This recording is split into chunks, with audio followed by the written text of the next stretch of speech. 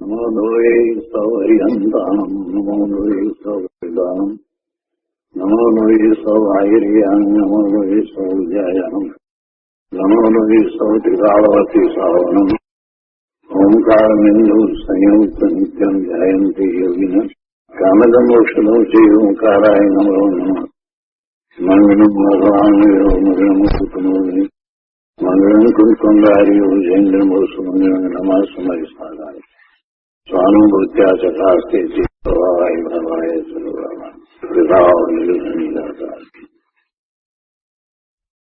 પંચાસ્તિકાય ભગવાન કુંકુંદાચાર્ય રચિત પંચાસ્તિકાય તથા ભગવાન અમૃતચંદ્રાચાર્ય રચિત પંચાસ્તિકાયની ટીકા સમય વ્યાખ્યા એનો સ્વાધ્યાય ચાલે છે. એમાં 36મી ગાથાનો સ્વાધ્યાય આપણે શરૂ કર્યો છે. 36મી ગાથા અને એનો અન્વયાર્થ કર્યા છે અને ટીકાનો થોડો ભાગ કર્યો છે. તો આજે આગળ લઈએ. 36મી ગાથાના અન્વયાર્થમાં એમ કહ્યું કે તે સિદ્ધ ભગવાન કોઈ કારણથી ઉપજતા નથી, તેથી કાર્ય નથી અને કાંઈ પણ અન્ય કાર્યને ઉપજાવતા નથી, તેથી કારણ પણ નથી. સિદ્ધ ભગવાન કાર્ય પણ નથી અને સિદ્ધ ભગવાન કારણ પણ નથી. સિદ્ધ ભગવાનનું ઉપજવું એ કોઈ કાર્ય થયું એટલે ઉપજવું થયું એમ નથી.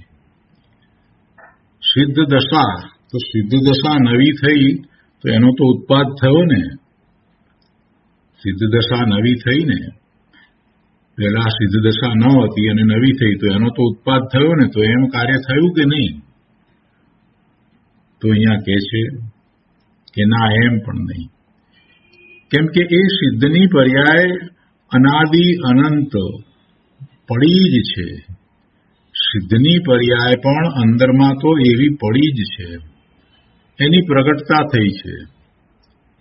સિદ્ધ પર્યાયની તો ખરેખર તો પ્રગટતા થઈ છે. ભગવાન આત્મા સિદ્ધ સ્વરૂપ જ છે, ત્રિકાળ પોતે સિદ્ધ સ્વરૂપ જ છે. નહીતર એ સિદ્ધત્વ ક્યાંથી પ્રગટે? એ પર્યાય પણ અંદરમાં ગર્ભિત છે એટલું જ નહીં, પરંતુ અંદરમાં એવું શુદ્ધ સ્વરૂપ જ છે. સિદ્ધ ભગવાન નવા ઉપજે છે એમ પણ નહીં, એટલે કે કોઈ કાર્ય થયું એના પરિણામ સ્વરૂપે સિદ્ધ ભગવાન થયા એમ નથી. અને છતાંય કોઈને એવો તર્ક થાય કે પણ સિદ્ધ તો પર્યાય છે, તો પર્યાય રૂપે તો નવું ઉપજવું થયું ને. વાત બરાબર છે, પર્યાય નવી થઈ, એ વ્યવહારનેયનું કથન છે. એ વ્યવહારનેયનું કથન છે. કેમ કે જીવ સિદ્ધત્વ સહિત છે, અનાદિનો એ શક્તિ રૂપે સિદ્ધત્વ સહિત છે. અહીંયા તો એ વાત સમજાવી છે કે સિદ્ધ ભગવાન કોઈ કાર્ય રૂપે ઉપજ્યા છે એમ નથી, વળી એ કોઈ અન્ય કાર્યને ઉપજાવતા નથી. એટલે કે એ બીજા કાર્યો થાય એના કારણ પણ થતા નથી. કોઈના કાર્યનું એ કાર્ય નથી, કોઈ એનું કારણ નથી. બીજા જે છે તે સિદ્ધ ભગવાન થયા તો એનું કારણ નથી, એટલે કોઈના કાર્યરૂપે ઉપજ્યા નથી. તેમજ એ પોતે પણ કારણ બની અને કાંઈ ઉપજાવતા નથી, અન્ય કાર્યને ઉપજાવતા નથી. એટલે કાર્ય નથી અને કારણ પણ નથી. અને ટીકામાં અમૃતચંદ્રાચાર્ય ભગવાને શરૂઆતમાં જે વાત કરી દીધી કે આ અહીંયા સિદ્ધ ભગવાનને કાર્ય કારણ ભાવ હોવાનો નિરાશ છે. અર્થાત સિદ્ધ ભગવાનને કાર્યપણું અને કારણપણું હોવાનું નિરાકરણ, ખંડન છે. એમાં આપણે પહેલો પેરેગ્રાફ કર્યો છે, પણ ફરીથી વાંચીએ છીએ. ટીકામાં કહે છે કે જેમ સંસારી જીવ કારણભૂત એવી ભાવ કર્મરૂપ આત્મ પરિણામ સંતતિ અને દ્રવ્ય કર્મરૂપ પૂતગલ પરિણામ સંતતિ વડે તે દેવ મનુષ્ય તિર્યંચ નારકના રૂપે કાર્યભૂતપણે ઉપજે છે તેમ સિદ્ધરૂપે પણ ઉપજે છે એમ નથી. ભાવ કર્મ અને દ્રવ્ય કર્મ રૂપ એ કાર્ય, તો એમ એવા કાર્ય રૂપે દેવ મનુષ્ય તિર્યંચ નારકીના રૂપે ઉપજે છે, એવી રીતે સિદ્ધ ભગવાન પણ કોઈ કાર્ય રૂપે ઉપજે છે, કોઈ કાર્ય થયું એટલે ઉપજે છે એમ નથી.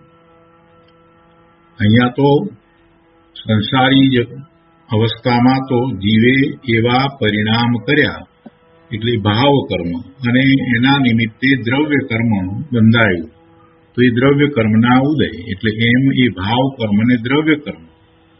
ભાવ કર્મ છે એ તો આત્માના પરિણામ છે, અને એવા ભાવ કર્મ, એવા એના ભાવ ચાલ્યા જ કરે છે એટલે એ સંતતિ, આત્મ પરિણામ સંતતિ, અને એના નિમિત્તે દ્રવ્ય કર્મ પણ બંધાયા કરે છે કે જે પૂતગળના પરિણામ છે, એટલે એ પૂતગળ પરિણામ સંતતિ. તો આવી બે સંતતિ, આત્મ પરિણામ સંતતિ અને પૂતગળ પરિણામ સંતતિ, એટલે કે ભાવ કર્મ અને દ્રવ્ય કર્મ રૂપ, એ વડે દેવ મનુષ્ય તિર્યંચ નારકના રૂપે કાર્યભૂતપણે ઉપજે છે.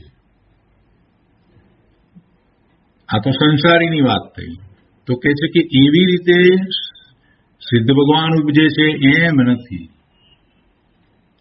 અને કે છે કે સિદ્ધ ભગવાન ખરેખર બંને કર્મોનો ક્ષય હોતા સ્વયં સિદ્ધપણે ઉપજતા થતા અન્ય કોઈ કારણથી, એટલે કે ભાવ કર્મથી કે દ્રવ્ય કર્મથી ઉપજતા નથી.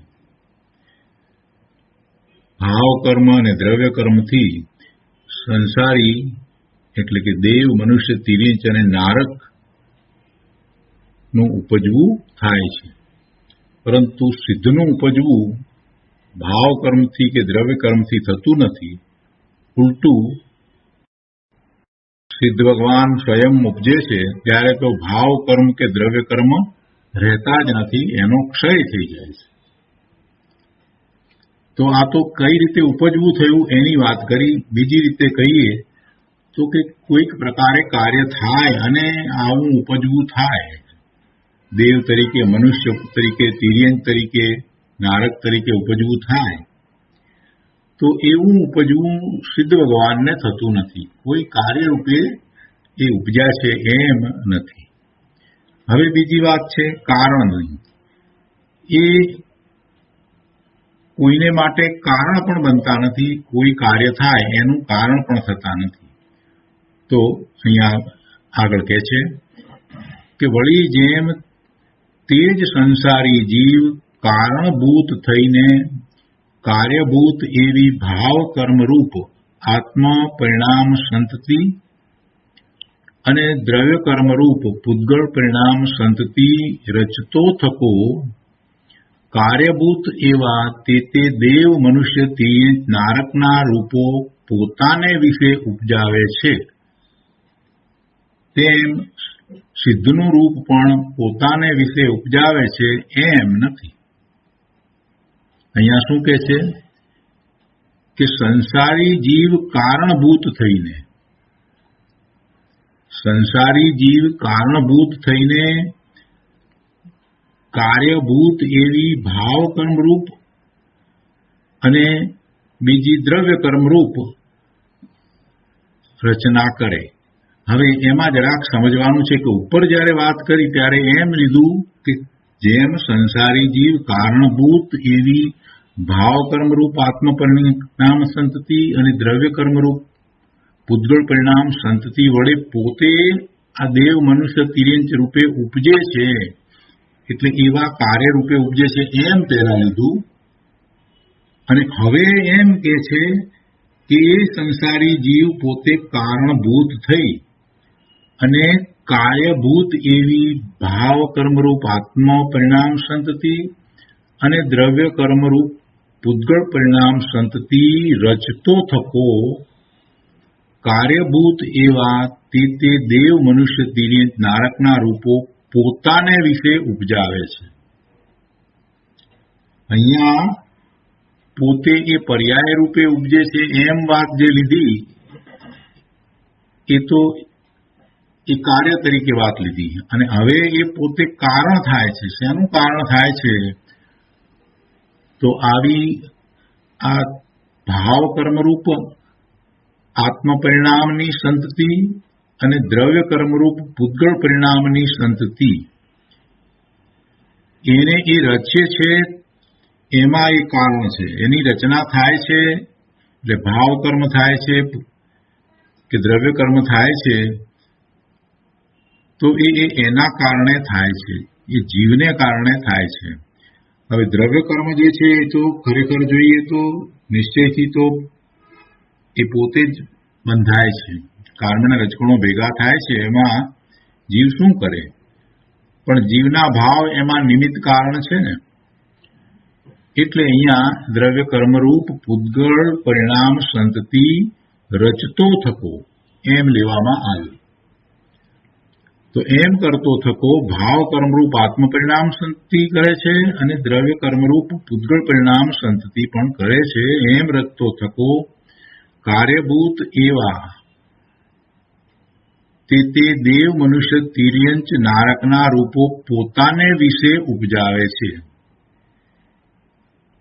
એટલે એવી પર્યાય રૂપ પોતે થાય છે, એનું કારણ પોતે જ છે. અહીંયા એમ સમજાવવું છે. પહેલામાં અને બીજામાં ફેર કેટલો છે? પહેલામાં એની જે પર્યાય થઈ છે તો એનું કારણ સંસારી જીવ પોતે હોવા છતાં એ પોતે એવા કાર્ય રૂપે ઉપજ્યો છે એમ લીધું. દેવ મનુષ્ય તિર્યંચ નારકના રૂપે કાર્યભૂતપણે ઉપજે છે એમ લીધું છે, અને અહીંયા એવા પરિણામોને પોતે ઉપજાવે છે. અહીંયા પોતે કારણરૂપ થઈ અને એવા પરિણામને ઉપજાવે છે. હવે સિદ્ધ ભગવાનની વાત કરતા કહે છે કે તેવી રીતે સિદ્ધનું રૂપ પણ પોતાને વિશે ઉપજાવે છે એમ નથી. સિદ્ધનું રૂપ પણ જેમ આ તિર્યંચ નારક દેવ મનુષ્યના રૂપ ઉપજાવે છે પોતાને વિશે, તો એવી રીતે સિદ્ધનું રૂપ પણ પોતાને વિશે ઉપજાવે છે એમ નથી. કોઈને એમ થાય કે એવી પર્યાય તો પ્રગટ કરે છે ને, તો પછી પોતાને વિશે ઉપજાવે છે એમ કેમ ન લીધું? કેમ કે એમાં પેલામાં જે કારણ છે તે કારણ જીવનું વિભાવ ભાવરૂપ કારણ છે. એટલે એમ એ પોતે એવા ભાવ કર્મ અને દ્રવ્ય કર્મની રચના કરે છે. અહીંયા સિદ્ધ ભગવાનને એવું હોતું નથી. એ કોઈક કાર્ય કરીને કારણ થઈને એ સિદ્ધત્વને ઉપજાવે એમ નથી. કાંઈક પોતે કારણ બને ને પછી એનું કાર્ય થાય એટલે એ પોતાને વિશે થાય એમ નથી. કેમ કે એનો સ્વભાવ છે, અનાદિનો એનો સિદ્ધત્વનો સ્વભાવ છે. એટલે સિદ્ધત્વ તો અંદરમાં પડ્યું જ છે. આ બંને વાત ઉપરથી આપણને એ વાત નિશ્ચિત થઈ જાય છે કે સિદ્ધત્વ તો અનાદિનું છે જ. સિદ્ધત્વ એ કાંઈ નવીન ચીજ નથી. કોઈક કાર્ય થયું માટે સિદ્ધત્વ ઉત્પન્ન થયું એમ પણ નથી. અને સિદ્ધ ભગવાનનો આત્મા કોઈ કાર્ય કરીને પોતાને વિશે કાંઈક એવી દશા કરે એમ પણ થતું નથી. શુદ્ધ આત્માને વળી પોતાને વિશે કાંઈ ઉપજાવવું એવું હોય ક્યાંથી? સંસાર પર્યાયમાં એ વિભાવ ભાવે થાય છે, શુભાશુભ ભાવે થાય છે, તો એને ભાવ કર્મ થાય છે. એ ભાવ કર્મ એ થયા તો એનું કારણ પોતે છે, અને એને કારણે પછી દ્રવ્ય કર્મ થયા. એટલે એમ એ ભાવ કર્મ અને દ્રવ્ય કર્મ ને રચે છે. ક્યારે? સંસાર પર્યાયમાં. પણ સિદ્ધ ભગવાન એવી કોઈ રચના કરતા નથી, કોઈ કર્મોની રચના કરતા નથી. એટલે કે પોતાને વિશે એવું કાંઈ ઉપજાવતા નથી. સંસારી જીવ પોતાને વિશે જેવા ભાવ કરે છે એ પ્રમાણેના ભાવબંધ પણ કરે છે અને એના નિમિત્તે દ્રવ્યબંધ પણ થાય છે. એટલે એ પણ કરે છે. તો એનું કારણ સંસારી જીવ થયો. પણ સિદ્ધ ભગવાન એવા કોઈ કાર્ય કરતા નથી. એટલે કે એવું કોઈ કર્મનું કારણ બનતા નથી. ભાવ કર્મનું કે દ્રવ્ય કર્મનું કારણ સિદ્ધ ભગવાન થતા નથી. આ બીજા પેરેગ્રાફમાં એ વાત છે. પહેલા પેરેગ્રાફમાં એવા ભાવ કર્મ કે દ્રવ્ય કર્મના કારણે ઉત્પન્ન થયા નથી એમ લીધું, અને અહીંયા બીજા પેરેગ્રાફમાં એમ કહેવું છે કે સિદ્ધ ભગવાન એવા દ્રવ્ય કર્મ કે ભાવ કર્મને ઉપજાવતા નથી. એટલે બંને વાતમાં ફેર છે. જીવને વિશે પણ એમ ફેર બતાવ્યો. પહેલા ઉપર કોઈ કાર્ય રૂપે પોતે ઉપજે છે એમ દર્શાવ્યું, એટલે કે દેવ, નારક, મનુષ્ય વગેરે રૂપે પોતે ઉપજે છે એમ દર્શાવ્યું. અને બીજામાં ફરી પાછો એ એવા જ ભાવ કર્મને દ્રવ્ય કર્મ કરે છે, એનું એ કારણ થાય છે. એટલે એ કારણભૂત થઈને કાર્યભૂત એવી ભાવ કર્મરૂપ અને દ્રવ્ય કર્મરૂપ રચના કરે છે, એ બીજામાં બતાવ્યું. પણ આમાંનું કાંઈ બેમાંથી એક પણ વસ્તુ સિદ્ધ ભગવાનને નથી. અહીંયા તો સિદ્ધ ભગવાનની વાત ચાલે છે. સિદ્ધ ભગવાન પોતે સ્વયં ઉપજે છે, એ કોઈ કાર્ય ને કારણે ઉપજ્યા છે એમ નથી. અને વળી બીજા જે કંઈ કાર્યો થાય એ કાર્યોનું કારણ સિદ્ધ ભગવાન થતા નથી. એટલે પોતાને વિશે પણ કોઈ ભાવ કર્મ કે દ્રવ્ય કર્મ ઉપજાવતા નથી. બીજા અન્યને વિશે પણ કોઈ કાર્યનું કારણ થતા નથી. આ વાત અહીંયા લીધી છે. એટલે કહે છે કે સિદ્ધ ભગવાન ખરેખર બંને કર્મોનો ક્ષય હોતા સ્વયં પોતાને સિદ્ધપણે ઉપજાવતા થકા અન્ય કાંઈ પણ, એટલે કે ભાવ દ્રવ્ય કર્મ સ્વરૂપ કે દેવ આદિ સ્વરૂપ કાર્ય ઉપજાવતા નથી. કર્મરૂપ કાર્ય પણ ઉપજાવતા નથી કે આવી આ દેવ આદિ ગતિરૂપ કાર્ય પણ ઉપજાવતા નથી. તો આ રીતે આ 36મી ગાથાની ટીકા થઈ. હવે આ 36મી ગાથા ઉપર પૂજ્ય ગુરુદેવ કાંજી સ્વામીએ જે વિસ્તાર કર્યો છે તે આપણે લઈએ. પ્રવચન પ્રસાદ ભાગ પહેલો, પાના નંબર 193. વીર સંવત 2478 ફાગણ સુદ ચોથ શુક્રવારના દિવસનું આ પ્રવચન છે. અહીંયા ગુરુદેવ કહે છે કે કોઈ પર વસ્તુથી સિદ્ધ જીવ ઉપજતો નથી. બીજી કોઈ વસ્તુથી સિદ્ધ જીવ ઉપજતો નથી. વસ્તુ કહેતા બીજા અન્ય પદાર્થો ભેગા થાય અથવા તો બીજા અન્ય પદાર્થની અંદર કાંઈ કાર્ય થાય અને જીવ ઉપજે એમ નથી. એટલું જ નહીં, પણ હજી આગળ વાત ગુરુદેવ કરે છે કે એ કર્મના ટળવાથી સિદ્ધરૂપ થયો છે એમ પણ નથી. અને આ વાત બેસવી અઘરી છે. શું કહે છે ગુરુદેવ કે કર્મના ટળવાથી સિદ્ધ દશા થતી નથી. સામાન્ય જૈનોને આ વાત બેસવી અઘરી. સામાન્ય એટલે કે જેમને અભ્યાસ જ નથી, માત્ર જન્મથી વાણિયાને ઘેરે જન્મ્યા એટલે પોતાને જૈન કેવડાવે છે, એમને આ વાત બેસવી અઘરી. અને સામાન્ય જેને અભ્યાસ થયો એને પણ આ વાત બેસવી અઘરી. બહુ ઊંડી વાત છે, બહુ મોટી વાત છે. કર્મના ટળવાથી સિદ્ધ દશા થતી નથી. આ એક વાક્ય ઉપર ચિંતન કરીએ તો કલાકો જાય. કેમ કે કર્મ જુદા છે. જીવથી કર્મ જુદા છે. જીવ અને કર્મ ક્યારેય એક રૂપ થયા નથી. જો એક રૂપ થયા હોય તો એ ટળે નહીં, એ જાય જ નહીં. એટલે કર્મ હંમેશા આત્માથી જુદા જ રહ્યા છે. બીજી વાત, ભાવ કર્મ છે તો એ ભાવ કર્મ એ જીવના કોઈ ગુણને અનુસરીને થતા ભાવ નથી.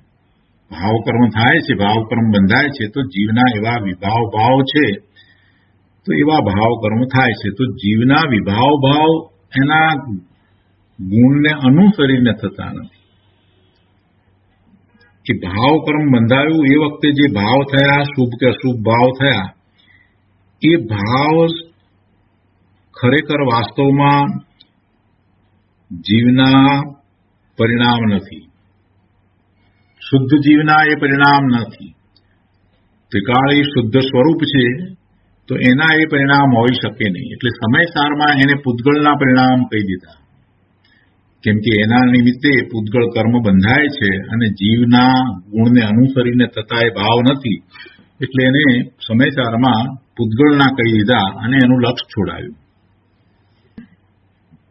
એ છે જીવના ભાવ, પણ એ ક્ષણિક છે, એ એના ગુણને અનુસરીને થતા નથી. અને એવા ભાવની અસર ત્રિકાળી દ્રવ્ય ઉપર પડતી નથી. ત્રિકાળી દ્રવ્ય કોઈ રીતે મલિન થતું નથી. ગમે તેવા ભાવ કર્યા હોય, ખરાબમાં ખરાબ ભાવ કર્યા, કનિષ્ઠમાં કનિષ્ઠ ભાવ કર્યા હોય, તો પણ એની અસર શુદ્ધ જીવાસ્તિકાય ઉપર થતી નથી.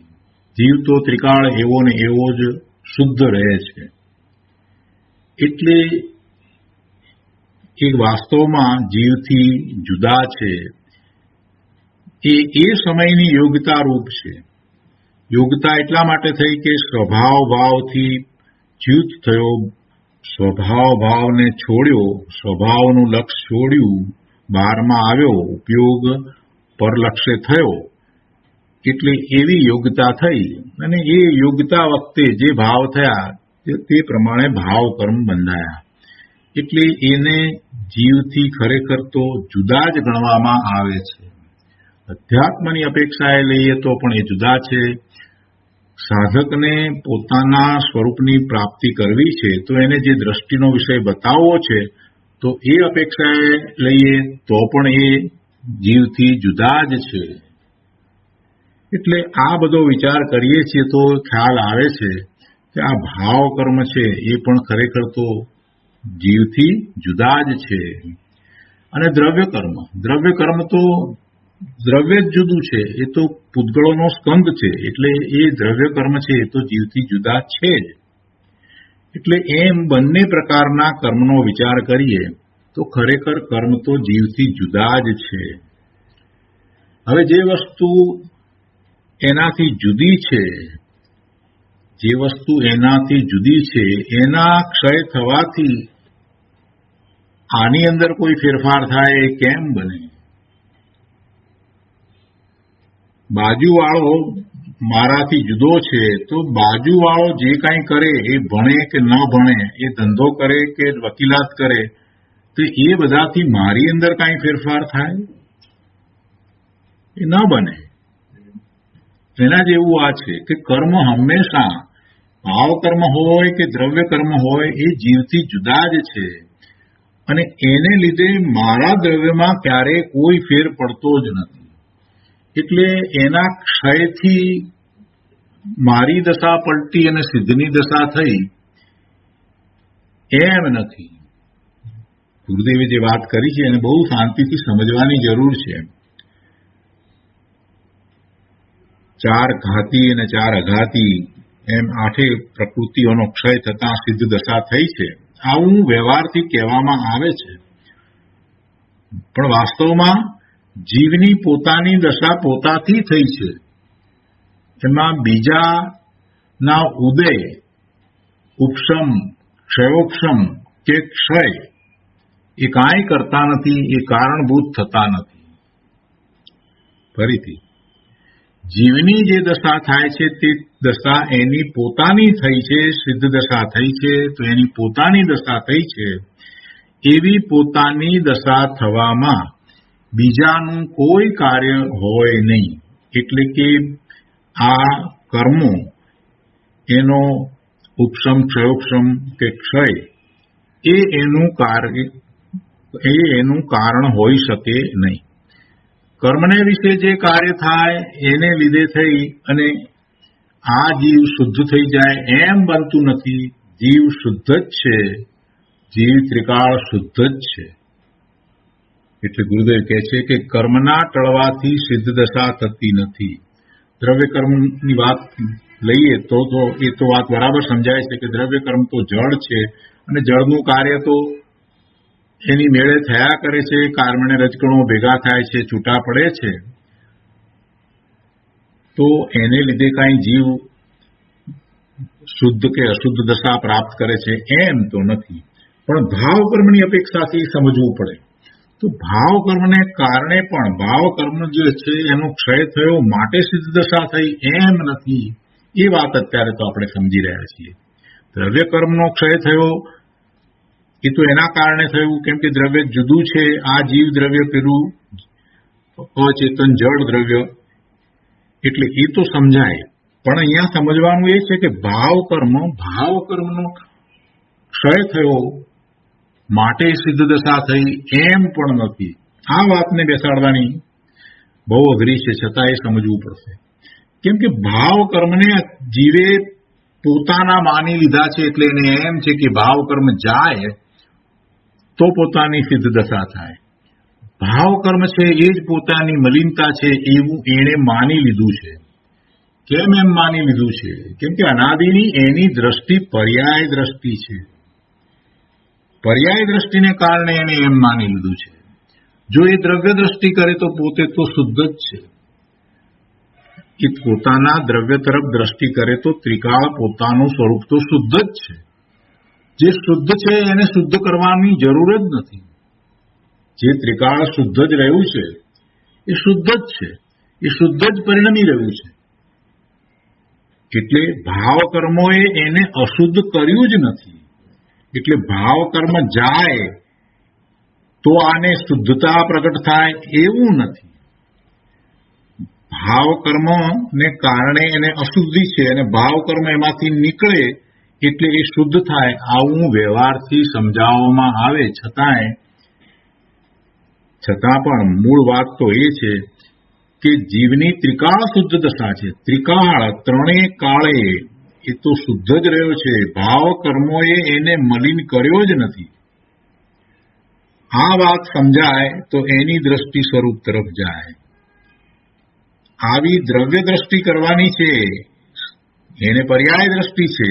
એ મલિનતા જ જોયા કરે છે.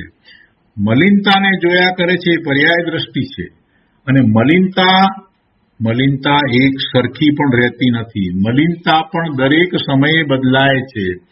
જે બદલાય છે એ એનું નથી, જે નથી બદલાતું, જે ત્રિકાળ રહે છે એ એનું છે. એટલે આખી દ્રષ્ટિનો ફેરફાર છે. પર્યાય દ્રષ્ટિમાં એને એમ લાગે છે કે આ કર્મ છે એને લીધે તેને પોતાને અશુદ્ધિ છે, ભાવ કર્મને લીધે પોતાને અશુદ્ધિ છે, દ્રવ્ય કર્મને લીધે અશુદ્ધિ છે. એ વાતને તો એ સમજ્યો છે કે ના, એ દ્રવ્ય કર્મ તો જુદા છે. એટલે એને તો એ સમજી ગયો છે કે એનો ક્ષય થાય એના કારણે અહીંયા જીવની દશા થાય છે, તો સામે એક દ્રવ્ય કર્મનો ક્ષય થાય છે. પણ ભાવ કર્મની બાબતમાં હજી ઘણા લોકોને એમ થાય કે ભાવ કર્મ તો ટળવા જોઈએ ને. ભાવ કર્મરૂપ મલિનતા જીવને છે, અનાદિની થયા જ કરે છે. આ જશે નહીં ત્યાં સુધી એ પોતાની પૂર્ણ શુદ્ધ દશા કેવી રીતે પ્રગટ કરશે? પણ ભાઈ, એમાં થોડુંક સમજવાનું છે. ગુરુદેવે જે દ્રષ્ટિકોણ આપણને બતાવ્યો છે એ દ્રષ્ટિકોણથી જો આપણે વસ્તુ સ્વરૂપને સમજીએ તો જીવનમાં પરિવર્તન આવી જાય એવી વાત છે. ગુરુદેવ કહે છે કે ભાઈ, તું એ પર્યાય દ્રષ્ટિને છોડી દે અને તું દ્રવ્યનો વિચાર કરતો. દ્રવ્ય તો ત્રિકાળ શુદ્ધ જ છે અને એ શુદ્ધ ક્યારેય ભાવ કર્મને કારણે મલિન થયું જ નથી. ભાવ કર્મને કારણે એની શુદ્ધિ ને કોઈ અસર પહોંચી જ નથી. ભાવ કર્મને કારણે એનું ત્રિકાળી શુદ્ધ દ્રવ્ય કોઈ રીતે પ્રભાવિત થયું જ નથી. આટલી બધી વાત છે. એટલે જ્યારે એ એનાથી પ્રભાવિત નથી થયું, એનાથી મલિન નથી થયું એવું ત્રિકાળ શુદ્ધ દ્રવ્ય છે, એવા ત્રિકાળ શુદ્ધ દ્રવ્યને ભાવ કર્મને કારણે કાંઈ થયું છે એવી માન્યતા એ જ મિથ્યાત્વ છે. ભાવ કર્મથી પોતાનું ત્રિકાળી દ્રવ્ય કોઈ રીતે કાંઈ નુકસાન પામ્યું નથી, કોઈ રીતે પ્રભાવિત થયું નથી, પોતે તો ત્રિકાળ શુદ્ધ જ છે. એમ દ્રવ્ય દ્રષ્ટિ કરતા, એવી દ્રવ્ય દ્રષ્ટિ કરતા આખો પુરુષાર્થ સ્વલક્ષી થાય છે. પુરુષાર્થની દિશા અહીંયા તો દર્શાવવી છે. એટલે ગુરુદેવ કહે છે કે ભાઈ, એ કર્મના ટળવાને કારણે સિદ્ધ દશા થાય છે એમ નથી. તારું ત્રિકાળ શુદ્ધ સ્વરૂપ છે માટે સિદ્ધ દશા થાય છે. બહુ સરસ વાત છે. આ એક જ વાક્ય ઉપર આપણે ઘણી વિચારણા કરી શકીએ, ઘણું ચિંતન થાય એવું છે. અને એના પરિણામ સ્વરૂપ હું ત્રિકાળ શુદ્ધ દ્રવ્ય છું એમ દ્રઢતા થતી જાય છે. સુગાણીજીએ જે કહ્યું કે पर्याय को होना है हो हमें क्या है, એટલે અમે તો ત્રિકાળ શુદ્ધ દ્રવ્ય છીએ. આવો ભાવ જેને આવે એની દ્રષ્ટિ સ્વરૂપ તરફ જ રહ્યા કરે છે અને પછી નિર્વિકલ્પ ધ્યાનમાં એવી અનુભૂતિ થાય છે. તો કર્મના ટળવાથી સિદ્ધ દશા થતી નથી, પણ પોતાના પુરુષાર્થથી સિદ્ધ દશા થાય છે. શું પુરુષાર્થ છે? પોતે ત્રિકાળ શુદ્ધ છે એની દ્રઢતા કરી અને પોતે ત્રિકાળ શુદ્ધ છે તો શુદ્ધ ભાવે પરિણમી જવું, એ જ પુરુષાર્થ છે. શુદ્ધ છે તો પછી પરનું લક્ષ કરવાની જરૂર જ નથી. પોતાના ઉપયોગને પોતાના શુદ્ધ સ્વભાવ તરફ વાળતા, પોતાના ધ્રુવ સ્વભાવ તરફ વાળતા એને એનો અનુભવ થાય છે. પોતે શુદ્ધ છે એવો અનુભવ થાય છે. આગળ કહે છે, કર્મનું કે નો કર્મનું કાર્ય સિદ્ધ નથી. કર્મને કારણે આ સિદ્ધ દશા ઉપજી છે એમ નથી, કે નો કર્મને કારણે આ સિદ્ધ દશા થઈ છે એમ નથી. નો કર્મ તો જડ શરીર, એના કાર્ય રૂપે સિદ્ધ દશા થાય એમ પણ નથી. એટલે કે એનો ક્ષય થાય, શરીરના પરમાણુ છૂટા પડી જાય એટલે સિદ્ધ થાય એમ પણ નથી. અને કર્મ, જળ કર્મનો ક્ષય થાય એટલે સિદ્ધ દશા થાય એમ પણ નથી. અને હમણાં આપણે સમજ્યા એ પ્રમાણે ભાવ કર્મનો ક્ષય થયો માટે સિદ્ધ દશા થઈ એમ પણ નથી. એટલે કર્મના ટળવાથી સિદ્ધ દશા થતી નથી, પણ પોતાના સમ્યક પુરુષાર્થથી સિદ્ધ દશા થાય છે. આગળ કહે છે, તેમજ સિદ્ધને કર્મ કે નો કર્મ નિમિત્ત રૂપે પણ નથી. કોઈ એમ કહે કે આ બરાબર, એ તો પોતાના પુરુષાર્થથી થાય, પણ નિમિત્ત તરીકે તો કાંઈક હોય ને. કોઈ કર્મનો ઉદય હોય કે નો કર્મનો ઉદય હોય, એવા પુણ્યના ઉદય હોય તો સિદ્ધ થાય ને. હજી વર્તમાનમાં આ વાત બહુ ચાલી રહી છે કે એવો પુણ્યનો ઉદય હોય તો તીર્થંકર થાય. અને ગુરુદેવ શું કહે છે કે જે ભાવે તીર્થંકર નામ ગોત્ર બંધાય એ ભાવ પણ એ છે. આ વાત તો બહુ ઓછાને સમજાય છે. જે ભાવે તીર્થંકર નામ ગોત્ર, તીર્થંકર નામ ગોત્ર એ શું છે? તો કર્મ છે. અને એ કર્મ બંધાય એટલે એ તો શુભભાવ થયો. તો શુભભાવને કારણે કર્મ બંધાય. તો એ ભાવ જે છે એ ભાવને કંઈ પોષવા જેવો નથી. એટલે કે શુભ ભાવને પોષવા જેવો નથી, શુભ ભાવમાં રહેવા જેવું નથી. એ ભાવને પણ છોડીને, એટલે એવા ઉત્કૃષ્ટ શુભ ભાવને પણ છોડીને એને શુદ્ધ ભાવે થવાનું છે. એ વાત ગુરુદેવે ત્યાં સમજાવી છે. કોઈ શુભ ભાવથી સિદ્ધપદની પ્રાપ્તિ થાય એમ નથી. કોઈ શુભ ભાવથી તીર્થંકર પદની પ્રાપ્તિ થાય છે એમ નથી. તીર્થંકર નામ ગોત્ર કર્મ બંધાય, કર્મ બંધાય, પણ પોતાની જે દશા થાય છે એ દશા કોઈ પુણ્યને કારણે થતી નથી. પુણ્યને કારણે એને સંયોગો પ્રાપ્ત થાય, પણ દશા પ્રાપ્ત થતી નથી. કેમ કે પોતાની દશા તો શુદ્ધ દશાની વાત છે. એ તો પોતે શુદ્ધ સ્વરૂપ છે તો એની પ્રગટતા થાય છે. અને પોતાના શુદ્ધ સ્વરૂપની પ્રગટતા થાય એમાં એને પરની અપેક્ષા હોતી નથી. છતાં એ વ્યવહારથી કોઈક વખત એમ કહેવામાં આવે એમ કહેવામાં આવે કે સમ્યક દર્શન થાય ત્યારે સાચા દેવ ગુરુ શાસ્ત્ર નિમિત્ત રૂપે હોય. એવી જ રીતે કેવળ જ્ઞાન થાય તો કેવળી પરમાત્માની નિશ્રા નિમિત્ત રૂપે હોય. આ બધું વ્યવહારથી કહેવામાં આવે, પણ મૂળ વસ્તુ શું છે એને સમજવી જોઈએ ને. સિદ્ધાંત શું કે છે, નિશ્ચયથી શું વાત છે એને સમજવી જોઈએ ને. તો અહીંયા વાત ચાલે છે કે કર્મનું કે નો કર્મનું કાર્ય સિદ્ધ નથી, તેમજ સિદ્ધને કર્મ કે નો કર્મ નિમિત્ત રૂપે પણ નથી. આ સિદ્ધ કેવી રીતે ઉપજાય એની વાત ચાલે છે. જો કર્મના અભાવને લીધે સિદ્ધ થયા એમ માનવામાં આવે તો સિદ્ધ સાદી અનંતકાળ સુધી ટકે છે. ત્યાં અનંતકાળ સુધી તેનું કારણ કોણ? જો તર્ક દ્વારા ગુરુદેવે સમજાવ્યું છે. જો એમ માનીએ કે કર્મના અભાવને લીધે સિદ્ધ થયા, તો હવે કર્મનો તો અભાવ થઈ ગયો અને પછી તો અનંતકાળ સુધી સિદ્ધ રહે છે. તો પછી એ સિદ્ધ દશાને ટકવા માટે, અનંતકાળ સુધી ટકવા માટેનું કારણ શું? કારણ તો ચાલી ગયું છે. એટલે ખરેખર એમ નથી. આ તો તર્ક દ્વારા ગુરુદેવ સમજાવે છે.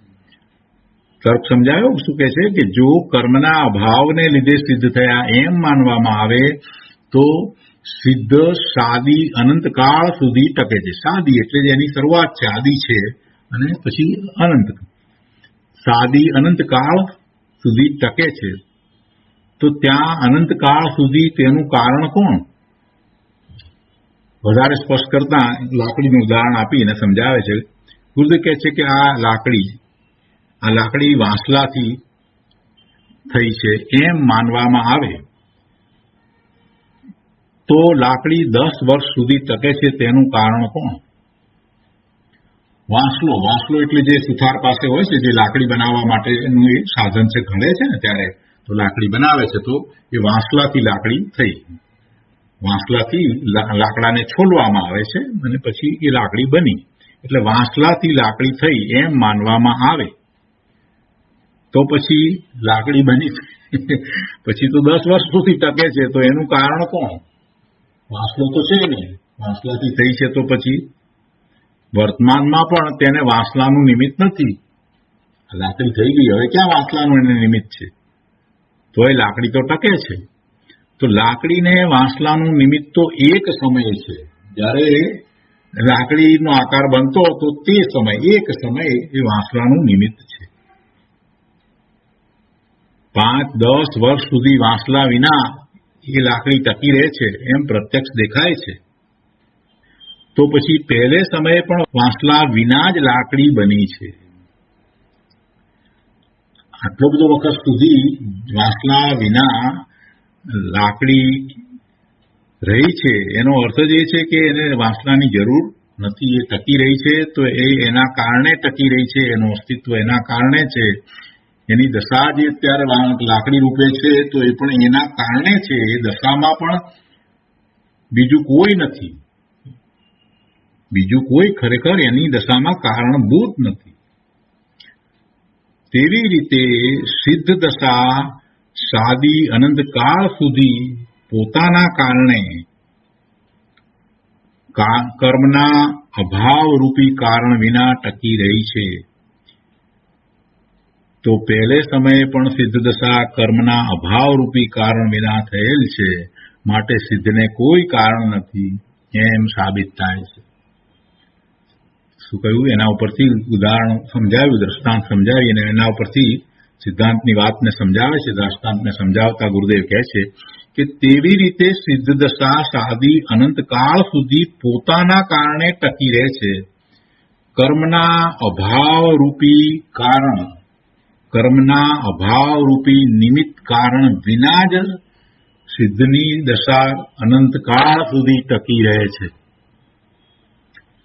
કર્મના અભાવરૂપી કારણને આપણે લઈએ છીએ ને કે કર્મનો અભાવ થયો એ કારણ, તો કહે છે કે ના, એ નહીં. કર્મના અભાવરૂપી કારણ વિના ટકી રહે છે. અને એમ છે તો પછી પહેલે સમયે પણ એ જે સિદ્ધ દશા થઈ એમાં કર્મના અભાવરૂપ કારણ હતું જ નહીં. જો પછીથી કર્મના અભાવરૂપ કારણ વિના સિદ્ધ દશા છે તો પહેલા પણ એમ જ હતું. જ્યારથી સિદ્ધ દશા થઈ ત્યારથી એ કર્મના અભાવરૂપી કારણ વિના જ થયેલ છે અને પછી ટકી રહી છે એ પણ કર્મના અભાવરૂપ કારણ વિના જ ટકી રહી છે. એટલે કર્મના અભાવનું કારણ એ સિદ્ધ દશાને ઉપજાવનારું નથી. આ વાત છે અહીંયા. કર્મનો અભાવ થયો માટે સિદ્ધ દશા થઈ એમ નથી. એ સિવાય આપણે બીજી રીતે પણ બધું સમજ્યા. ભાવ કર્મની વાત કરી, દ્રવ્ય કર્મની પણ વાત કરી અને તર્ક દ્વારા ગુરુદેવે આ વાત આપણને સમજાવી કે જ્યારથી એ દશા થઈ છે ત્યારથી એને પરની અપેક્ષા નથી, પરના કારણે થઈ નથી, અથવા તો કર્મનો અભાવ થાય એવું કારણ, કર્મના અભાવ રૂપ કારણ એનાથી પણ એ સિદ્ધ દશા થઈ નથી. એ સ્વયં થઈ છે. એ સ્વયં થઈ છે. બહુ સરસ વાત છે, બહુ સૂક્ષ્મ વાત છે. તત્વની આવી વાત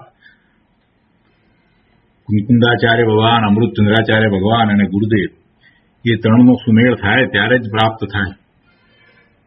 બહુ અદભુત વાત છે. તો એ દિવસનું પ્રવચન પૂરું થયું. હવે એના પછીના દિવસના પ્રવચનમાં અહીંયા ગુરુદેવ કહે છે, વીર સંવંત 2478 ફાગણ સુદ પાંચમ ને શનિવારના દિવસનું પ્રવચન છે. એમાં આખી વાતને ફરીથી લીધી છે. બહુ સરસ રીતે સમજાવ્યું છે. ગુરુદેવ કહે છે કે જુઓ, અહીં સિદ્ધ સ્વરૂપનું વર્ણન ચાલે છે. સંસાર ભાવ પણ પોતાથી ઉત્પન્ન થાય છે અને સિદ્ધપણું પણ પોતાથી ઉત્પન્ન થાય છે. સંસાર ભાવ પણ પોતાથી ઉત્પન્ન થાય છે અને સિદ્ધપણું પણ પોતાથી ઉત્પન્ન થાય છે. કોઈ શરીર, કર્મ, ક્ષેત્ર, કાળની અપેક્ષાથી સિદ્ધપણું ઉત્પન્ન થાય એવું નથી.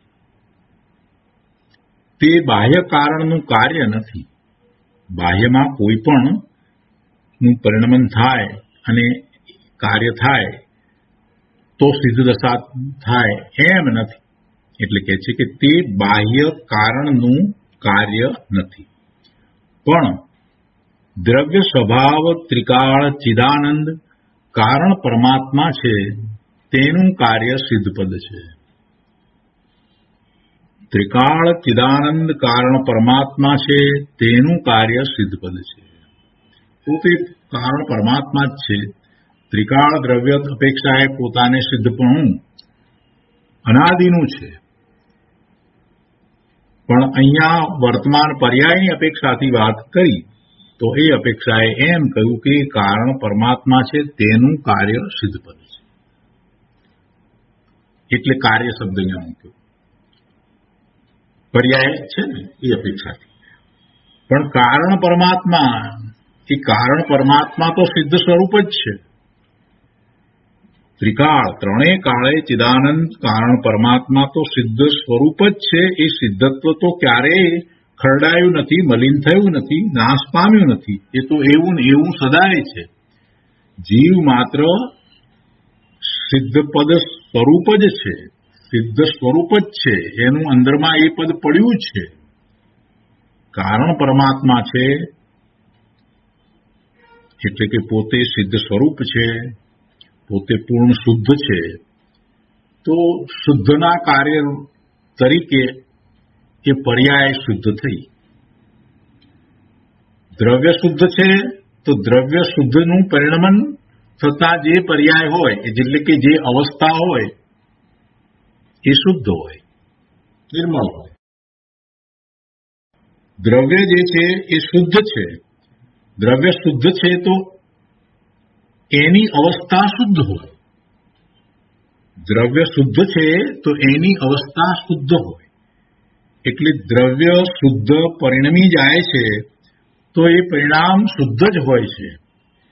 એટલે કારણ પરમાત્મા એ સિદ્ધ સ્વરૂપ છે તો એનું કાર્ય એ સિદ્ધ પદ, એ પર્યાય એ શુદ્ધ છે, એ સિદ્ધની પર્યાય છે. પણ બીજા કોઈનું કાર્ય અને એને લીધે થઈને આ સિદ્ધ દશા થાય એમ નથી. એટલે એમાં કોઈ બીજા ને કારણે થાય, એટલે સુભાવને કારણે, કર્મને કારણે થાય, અથવા તો કર્મના અભાવને કારણે થાય, એમ પણ નહીં. બંને વાત એમાં લઈ લીધી. હવે આગળ કહે છે કે સંસારી જીવ પોતાની ભૂલથી અજ્ઞાન, રાગ, દ્વેષ કરે છે અને તેનું કાર્ય 4 ગતિ છે. પણ સિદ્ધ ભગવાનને કોઈ પ્રકારનું સંસાર સંબંધી કારણ કે કાર્ય ઘટી શકે નહીં. એવું કારણ કાર્ય સિદ્ધ ભગવાનને હોઈ શકે નહીં. સંસારીને હોય પોતાની ભૂલથી અજ્ઞાન, રાગ, દ્વેષ કરે છે, એ પોતાની ભૂલ છે, પોતાનો દોષ છે. પોતે જ્ઞાન સ્વભાવી ભગવાન આત્મા છે, છતાંય એ અજ્ઞાન ભાવે થાય છે, મિથ્યાત્વના ભાવે થાય છે, રાગ દ્વેષના ભાવે થાય છે. એવા પોતાના પરિણામ રૂપ કાર્ય એને હોય છે, અને એમ થતાં એને 4 ગતિમાં ભ્રમણ પણ હોય છે. પણ સિદ્ધ ભગવાનને કોઈ પ્રકારનું સંસાર સંબંધી કારણ કે કાર્ય હોઈ શકે નહીં. સિદ્ધ ભગવાનને કોઈ પણ પ્રકારનું સંસાર સંબંધી, જગતના જીવોના પરિણમન સંબંધી કે જગતમાં રહેલા પદાર્થોના પરિણામો સંબંધીનું કોઈ કાર્ય સિદ્ધ ભગવાનને હોય નહીં. જગતના પદાર્થોની પર્યાયને બદલવાનું કાર્ય સિદ્ધ ભગવાનને હોય નહીં. જગતમાં રહેલા જીવો એના ઉત્કર્ષનું કાર્ય સિદ્ધ ભગવાનને હોઈ શકે નહીં. જગતમાં રહેલા જીવો, પાપી જીવો, એને શિક્ષા કરવાનું કાર્ય સિદ્ધ ભગવાનને હોઈ શકે નહીં. એટલે કે છે કે સિદ્ધ ભગવાનને કોઈ પ્રકારનું સંસાર સંબંધી કારણ કાર્ય હોઈ શકે નહીં. એનું કાર્ય તો નથી અને એનું કારણ પણ બનતા નથી. જગતમાં જે કંઈ પરિણમનો થાય એનું કારણ પણ સિદ્ધ ભગવાન બનતા નથી, અને સિદ્ધ ભગવાન સ્વયં એ કાર્ય કરતા પણ નથી. આવી વાત કરી એટલે પછી જેને કોઈ ધર્મની દ્રષ્ટિ નથી થઈ ને એવા જીવો એમ કહે, શું કહે કે સિદ્ધ પરમાત્મા મહાન થયા, પણ જો તેઓ જગતના કોઈ કાર્યના કારણ ન હોય તો તે શું કામના? આવા સિદ્ધ ભગવાન શું કામના? જો એ કાંઈ કરતા ન હોય તો પછી શું કામના? અમારું કલ્યાણ પણ કરતા નથી, પાપી જીવો ને શિક્ષા પણ કરતા નથી, અને ધર્મી જીવોને ઉગાડતા નથી, અમારો હાથ ઝાલીને ઉપર લઈ જતા નથી, તો એવા સિદ્ધ ભગવાન શું કામના? ઘણા વખત પહેલાની વાત છે, આશરે 5 વર્ષ પહેલાની વાત છે. શિકાગોમાં એક બહેને પ્રશ્ન કર્યો કે જીનેશ્વર ભગવાન બધું જાણે છે, બધું જ જાણે છે. જીનેશ્વર ભગવાનની વાત લીધી, તીર્થંકર ભગવાનની. સિદ્ધ ભગવાનની તો વાત નહીં લીધી એમણે, કે સિદ્ધ ભગવાન તો બરાબર સિદ્ધ શિલા ઉપર બિરાજી ગયા, હવે એમને તો શરીર નથી, તો કંઈ ન કરે. પણ આ જીનેશ્વર ભગવાન બધું જાણે છે, તો તે છતાંય આ બધા અન્યાય વગેરે થાય છે, થવા દે છે, એમ કેમ?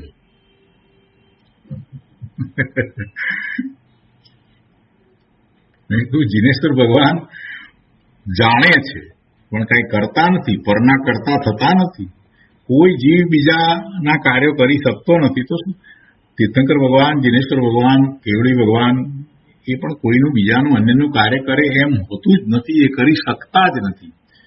બીજી વાત, એમને એવો રાગ થતો જ નથી. અને જાણે છે એ તો વ્યવહારથી આપણે કહીએ કે જાણે છે, વાસ્તવમાં તો એ પોતે પોતાના સ્વરૂપમાં લીન થઈ ગયા છે, સ્થિર થઈ ગયા છે. એટલે પરને જાણે છે એ તો અપેક્ષાથી વાત કરી, એ તો સર્વજ્ઞતા છે. એટલે એ સમજાવ્યું છે કે જગત આખાના બધા જ પદાર્થોની 3 કાળની પર્યાયને જાણે છે. અહીંયા એ વાત ગુરુદેવે લીધી છે કે સિદ્ધ પરમાત્મા મહાન થયા, પણ જો તેઓ જગતના કોઈ કાર્યના કારણ ન હોય તો તે શું કામના? જે આવું માને છે એ માનનાર ખરેખર સિદ્ધ દશાને સમજતો નથી, સિદ્ધ પરમાત્માની દશાને એ સમજતો નથી. સિદ્ધ પરમાત્માએ તો ઘણો ઉપકાર કર્યો છે ભાઈ. જો વ્યવહાર નહીંથી જો વિચાર કરીએ તો સિદ્ધ દશા કંઈ અમસ્તી આવી છે, એની પાછળના પુરુષાર્થનો વિચાર કરીએ તો જ્યારે એ સિદ્ધ ભગવાન સિદ્ધ નહોતા થયા એની પહેલા એ કેવડી થયા, અને કેવડી નહોતા થયા એની પહેલા એ મુનિ દશામાં હતા, અને મુનિ દશામાં આવ્યા એની પહેલા એમને માત્ર સમ્યક દર્શન હતું, મુનિ નહોતા થયા. અને એની પણ પહેલા જોઈએ તો એ વખતે મિથ્યા દ્રષ્ટિ પણ હતા. તો મિથ્યા દ્રષ્ટિ હતા, પછી સમ્યક્ત્વ પ્રગટ કર્યું, અને સમ્યક્ત્વ પ્રગટ કર્યું ત્યાર પછીથી દ્રષ્ટિ પોતાના સ્વભાવની જ થઈ જાય છે. અને સ્વભાવની દ્રષ્ટિ સમ્યક દ્રષ્ટિને જ્યારે થાય છે ત્યારે એને પણ બીજાઓ પ્રત્યે અનુકંપા અને કરુણાના ભાવ હોય જ છે.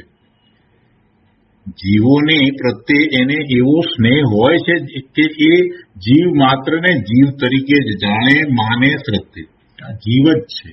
એ કીડીનો જીવ હોય, હાથીનો જીવ હોય કે એના દુશ્મનનો જીવ હોય, પણ એને જીવ તરીકે જ માને. આ તો સમ્યક દર્શન થાય ત્યારથી. અને એને જે પ્રાપ્ત થયું હોય, પોતાને અંતરમાં આનંદની અનુભૂતિ થઈ છે, તો એને અંદરમાં એમ થાય કે બીજાઓ પણ પ્રાપ્ત કરે. સમ્યક દ્રષ્ટિને ક્યારેય એમ ના થાય કે આ બાજુવાળો મારાથી આગળ વધી જશે, એવો કોઈ વિકલ્પ જ ના આવે. એટલે જ્યારે સમ્યક દર્શન થાય, ચોથા ગુણની દશા હોય, ત્યારે પણ એને તો એમ જ હોય. એટલે કરુણા, અનુકંપા તો ત્યારથી શરૂ થઈ જાય છે. પછી તો આગળ વધે છે અને મુનિ દશા થાય છે. અને એમાં તો એ બીજા જીવો પોતાના જેવી દશા પ્રાપ્ત કરે એવો ખૂબ અંતરમાંથી કરુણાનો ભાવ આવે છે. એટલો બધો ભાવ આવે છે કે એમાં કેટલીક વાર એ શાસ્ત્રની રચના પણ કરે છે, ઉપદેશ પણ આપે છે. આ કંઈ ઓછી કરુણા છે? આ ઉપકાર ઓછો છે? આ અમૃતચંદ્રાચાર્ય ભગવાનનો ઉપકાર ઓછો છે? આ મુકુંદાચાર્ય ભગવાનનો ઉપકાર ઓછો છે? અને પછી એથી આગળ વધે છે, શ્રેણી ચડી જાય છે, અને પછી કેવળ જ્ઞાન પ્રગટ કરે છે. તો કેવળ જ્ઞાન પ્રગટ થાય છે તો પણ શું થાય છે? તીર્થંકર થાય છે. મુખ કેવળી નથી અને તીર્થંકર થયા છે, તો કેવળી થયા છે. તો એમના દ્વારા જે ઓમકાર ધ્વનિ નીકળે છે, તે એ ઓમકાર ધ્વનિ દ્વારા પણ પરમ સત્ય જ પ્રકાશી રહ્યું છે. આ કેટલી મોટી કરુણા છે. અને તીર્થંકર નામ ગોત્ર જે બાંધે છે, એ પૂર્વ ભાવમાં એમણે કેટલી બધી કરુણા કરી હશે, બીજા જીવો પામે એ માટે કેટલી બધી કરુણા કરી હશે કે બધા જીવો આ પોતાના પૂર્ણ શુદ્ધ સ્વરૂપને પ્રાપ્ત કરે, પૂર્ણ આનંદની દશાને પ્રાપ્ત કરે. એ માટે કેટલો બધો એમણે વિચાર કર્યો હશે, કેટલો શુભાવ કર્યો હશે. ત્યારે તો એમને તીર્થંકર નામ ગોત્ર બંધાય છે. એટલે એમનો ઉપકાર તો અમાપ છે. એનું કોઈ માપ નીકળી ન શકે એટલો ઉપકાર છે. પોતે મિથ્યા દ્રષ્ટિ હતા અને સમ્યક દ્રષ્ટિ થયા, તો સમ્યક દ્રષ્ટિ થયા ત્યાંથી માંડી અને સિદ્ધ દશા પ્રગટ કરે છે ત્યાં સુધીમાં એમનો તો ઘણો જ ઉપકાર છે. અને પછીનો વિચાર કરીએ તો સિદ્ધ પરમેશ્વરના સ્વરૂપને આપણે જાણીએ છીએ, તો એના ઉપરથી આપણને સિદ્ધ પરમેશ્વરના સ્વરૂપને જાણતા આપણને પોતાના શુદ્ધ સ્વરૂપનું ભાન થાય છે કે શુદ્ધ સ્વરૂપ આવું હોય. આ કાંઈ ઓછો ઉપકાર છે? નહીંતર આપણને શુદ્ધ સ્વરૂપનું ભાન કેવી રીતે થાય? જો એમણે એવું શુદ્ધ સ્વરૂપ પ્રગટ જ ન કર્યું હોત તો આપણને ભાન કેવી રીતે થાય? એટલે સિદ્ધ ભગવાનનો ઉપકાર તો અમાપ છે. પ્રભુ એમના વિશે આમ બોલાય પણ નહીં કે મહાન થયા તો શું કામના, આવું બોલાય પણ નહીં. એટલે જેવો આવું માને છે, જેવું આવું બોલે છે, એમને માટે ગુરુદેવે કહ્યું છે કે એ સિદ્ધ દશાને સમજતા નથી. તેઓ રાગાદી કર્મ અને શરીરને કોઈ કાળે પણ ઉપજાવતા નથી. તેઓ એટલે સિદ્ધ ભગવાન રાગ, કર્મ, શરીર એને ઉપજાવતા નથી. એ પોતે પોતાની પૂર્ણ શુદ્ધ દશામાં સાદી અનંત રહ્યા છે, અને છતાંય જીવોના કલ્યાણનું નિમિત્ત કારણ થાય છે. આગળ કહે છે, સંસારી જીવ રાગ, દ્વેષ, પુણ્ય, પાપને ઉપજાવી 4 ગતિમાં પરિભ્રમણ કરે છે. નવા કર્મનું કારણ પણ થાય છે, અને તેનું કાર્ય સંસાર પરિભ્રમણ છે. તે યોગ્યતા રૂપ તે જીવનો પોતાનો સ્વભાવ છે. સિદ્ધનો એવો સ્વભાવ નથી. સંસારી જીવનો એ સ્વભાવ છે, એટલે યોગ્યતા રૂપ સ્વભાવ છે. બહુ સ્પષ્ટ કર્યું ગુરુદેવે. એનો ખરેખર વાસ્તવિક સ્વભાવ નથી.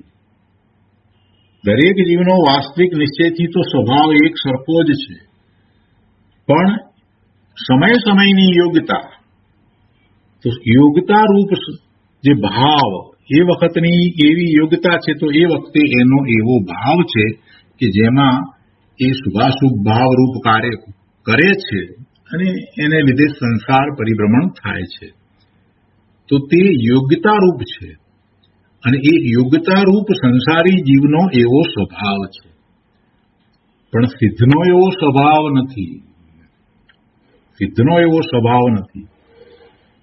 સંસારી જીવ અનાદિકાળથી પૂતગળ કર્મના સંબંધરૂપ કારણને પામીને મિથ્યાત્વ રાગાદિ રૂપે પરિણમે છે. તે પોતાના પુરુષાર્થથી છે, એટલે કે ઊંધા પુરુષાર્થથી છે. એમાં એનો પુરુષાર્થ ઊંધો છે. સ્વભાવને ચૂકી પરનું લક્ષ કરે છે અને પરનું લક્ષ કરતા શુભાશુભ ભાવે થાય છે અને એને એવા ભાવ કર્મો અને દ્રવ્ય કર્મ બંધાય છે. એટલે કહે છે કે સંસારી જીવ અનાદિકાળથી પૂતગળ કર્મના સંબંધરૂપ કારણને પામીને, પૂતગળ કર્મના સંબંધરૂપ કારણને પામીને એટલે કે પૂતગળ કર્મના ઉદય આવ્યા છે એની સાથે સંબંધ જોડીને એની સાથે પોતે જોડાય છે. એમાં દોષ તો એનો છે. એમ કરી અને મિથ્યાત્વ રાગ આદિ રૂપે પરિણમે છે. મોહની કર્મનો ઉદય છે માટે મિથ્યાત્વ એને છે એમ નથી. મોહનીય કર્મના ઉદય સાથે એ જીવ પોતે જોડાયો છે. એ જો ધારે તો એ મોહનીય કર્મનો ઉદય વર્તે છે એ જ વખતે એ પોતે સમ્યક્તો પ્રગટ કરી શકે છે. અને અનંત જીવોએ મિથ્યાત્વની દશામાં હતા ત્યારે જ સમ્યક્તો પ્રગટ કર્યું છે. એટલે કર્મની સાથેનો સંબંધ જે છે એ જીવનો છે. કર્મના ઉદય આયા છે, હવે વર્તમાનમાં એને શું કરવું એ માટે એ સ્વતંત્ર છે. કર્મના ઉદય આવ્યા એ તો પૂર્વે કરેલા ભાવને કારણે અત્યારે એ ઉદય આવ્યા. એટલે કર્મના ઉદય અત્યારે વર્તમાનમાં આવ્યા છે એ ભવિષ્યમાં પણ તમને એમ જ લઈ જશે એવો અર્થ થતો નથી. કર્મના ઉદયો કર્મના ઉદયમાં રહ્યા. જીવ એનાથી ત્રિકાળ જુદો જ રહે છે.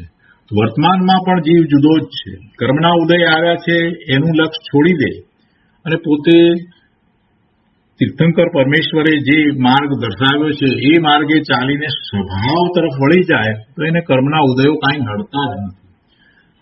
કર્મ સાથેનો સંબંધ તો એ પોતે જોડે છે માટે થાય છે.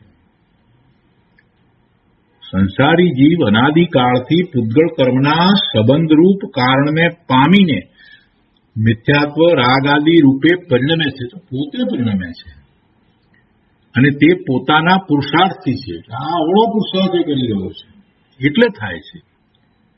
કર્મ તો તેમાં નિમિત્ત માત્ર છે. કર્મના ઉદયોને કારણે એની એ દશા છે એમ નથી. એને મિથ્યાત્વ છે એ મોહનીય કર્મના ઉદયને કારણે નથી, પણ એને મિથ્યાત્વ છે તો એમાં મોહનીય કર્મનો ઉદય નિમિત્ત છે. આ વાત જેને સમજાય એને પુરુષાર્થ થાય. આ વાત નથી સમજતો એ પ્રમાદી છે. એ ક્યારેય સમ્યક્તો નહીં પ્રગટ કરી શકે. શું કરીએ? અમને તો મોહનીય કર્મનો ઉદય છે, મિથ્યાત્વનો ઉદય છે, શું કરીએ? અમને તો અજ્ઞાન દશા છે, શું કરીએ? આમ જે બોલે છે અને આમ માન્યતા લઈને બેઠો છે, અથવા તો અમને તો હવે આટલી મલિનતા છે, અમે શું કરીએ? આટલી કર્મની મલિનતા કેમ કરીને અમે એને દૂર કરીએ? કર્મ જાય તો અમારું કાર્ય થાય, કર્મ ખસે નહીં ત્યાં સુધી કાંઈ થઈ શકે નહીં. આવી માન્યતાવાળા આવા દ્રષ્ટિકોણને અપનાવીને પ્રમાદી થઈ રહ્યા છે, એ પુરુષાર્થહીન થઈ રહ્યા છે. બીજી રીતે કહીએ તો એ સંસારનો જ પુરુષાર્થ કરી રહ્યા છે. ખરેખર કર્મ એને નડતા નથી.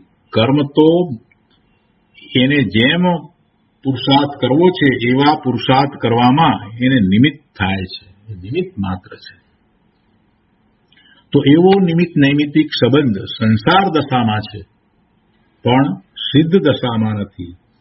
સંસાર દશામાં આવો નિમિત્ત નૈમિત્તિક સંબંધ છે પણ સિદ્ધ દશામાં આવો કોઈ નિમિત્ત નૈમિત્તિક સંબંધ હોતો નથી.